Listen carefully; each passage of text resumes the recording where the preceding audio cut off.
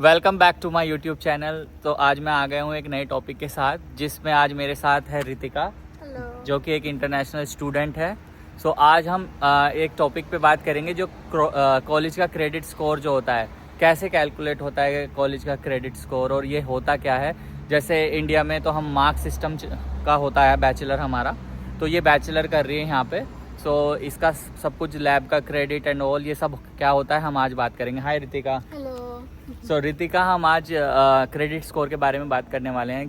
क्या तुम इसके बारे में क्या बताओगे ऑडियंस को कि क्या होता है क्रेडिट स्कोर?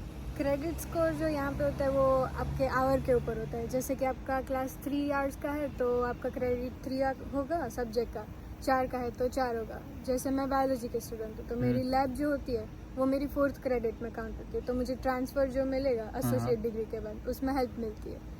अगर मैं लैब बिना का लूँगी सब्जेक्ट तो उसका मुझे 3 क्रेडिट ही मिलेगा, तो मेरा ट्रांसफ़र में 4th क्रेडिट काउंट नहीं होता है।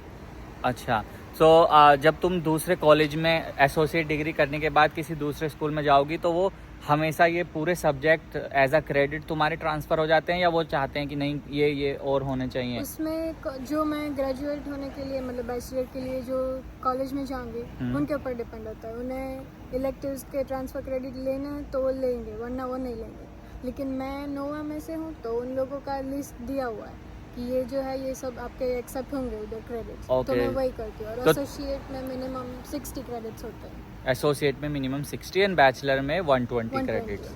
मतलब हर सब्जेक्ट के 3 या 4 क्रेडिट्स होते हैं। हाँ, उसी हिसाब से क्रेडिट कैलकुलेट होते हैं। ठीक है, ठीक है। तो एक ये भी है कि यहाँ पे स्टूडेंट फुल टाइम होते हैं और पार्ट टाइम भी होते हैं। इसका क्या मतलब होता है फुल टाइम पार्ट टाइम? जैसे मैं एक बार तुम्हें बता दूं बैचलर का, इंडिया में अगर 4 साल की बैचलर है, जैसे मैंने बीटेक की हुई है, तो तुम्हें 4 साल में ही कंप्लीट करनी पड़ेगी। ऐसा फुल टाइम पार्ट टाइम जैसा कुछ नहीं है। हाँ। होगा तो किसी यूनिवर्सिटी में, आई डोंट नो, बट ऐसा है नहीं जनरली। तो नहीं है ऐसा। तो यहाँ पे ये क्या सिस्टम है फुल टाइम पार्ट टाइम? तो यहाँ पे ऐसा है कि जैसे स्टूडेंट्स होते हैं वो जॉब भी कर रहे होते हैं और स्टडीज भी कर रहे होते हैं। तो वो लोग part time student part time work कर सकते हैं या full time student full time work कर सकते हैं, उनके ऊपर डिपेंड करता है। लेकिन यूजुअली जो पार्ट टाइम वाले होते हैं वो उनके ऊपर है। मिनिमम 6 to 11 क्रेडिट्स होंगे तो आपका पार्ट टाइम होगा, और 12 से 18 क्रेडिट्स होंगे तो आप फुल टाइम स्टूडेंट काउंट करते हैं।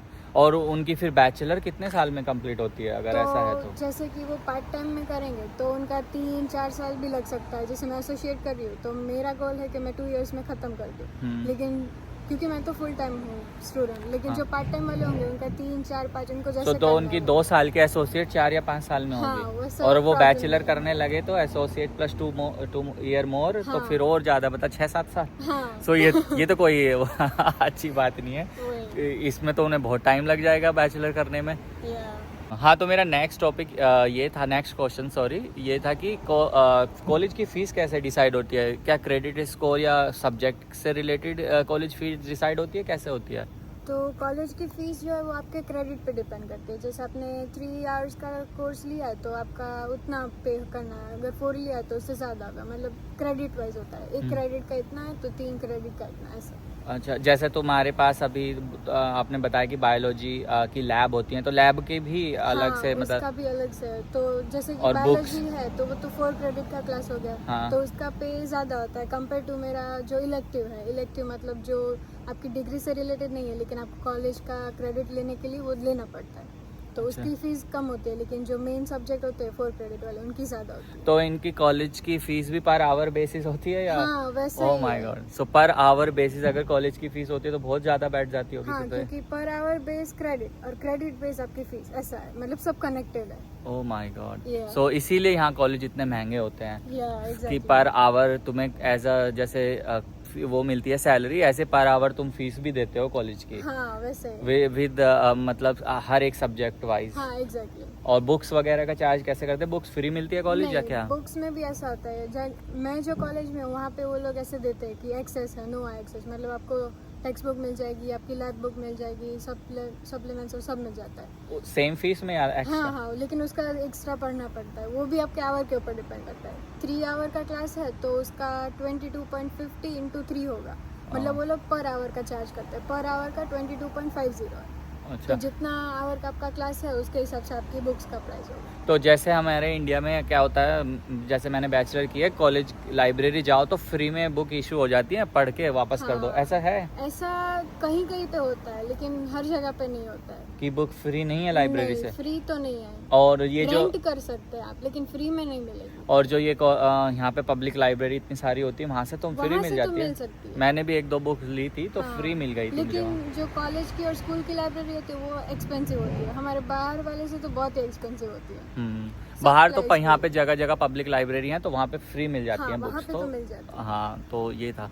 सो होप आपको ये वीडियो अच्छी लगी होगी, क्रेडिट स्कोर के बारे में आपको जानकारी मिली होगी थोड़ी बहुत, जो भी हमने बताया।